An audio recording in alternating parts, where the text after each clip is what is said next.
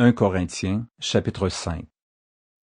On entend dire généralement qu'il y a parmi vous de l'impudicité, et une impudicité telle qu'elle ne se rencontre pas même chez les païens. C'est au point que l'un de vous a la femme de son père. Et vous êtes enflé d'orgueil, et vous n'avez pas été plutôt dans l'affliction, afin que celui qui a commis cet acte fût ôté du milieu de vous?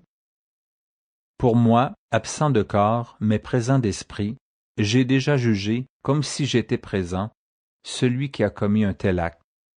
Au nom du Seigneur Jésus, vous et mon esprit étant assemblés avec la puissance de notre Seigneur Jésus, qu'un tel homme soit livré à Satan pour la destruction de la chair, afin que l'esprit soit sauvé au jour du Seigneur Jésus.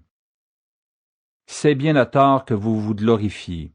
Ne savez-vous pas qu'un peu de levain fait lever toute la pâte? Faites disparaître le vieux levain, afin que vous soyez une pâte nouvelle, puisque vous êtes sans levain, car Christ notre Pâque a été immolé. Célébrons donc la fête, non avec du vieux levain, non avec un levain de malice et de méchanceté, mais avec les pains sans levain de la pureté et de la vérité.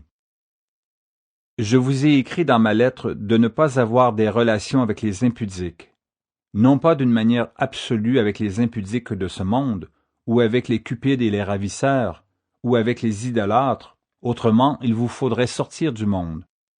Maintenant, ce que je vous ai écrit, c'est de ne pas avoir des relations avec quelqu'un qui, se nommant frère, est impudique, ou cupide, ou idolâtre, ou outrageux, ou ivrogne, ou ravisseur, de ne pas même manger avec un tel homme.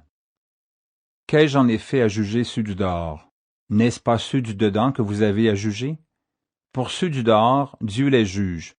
Ôtez le méchant du milieu de vous.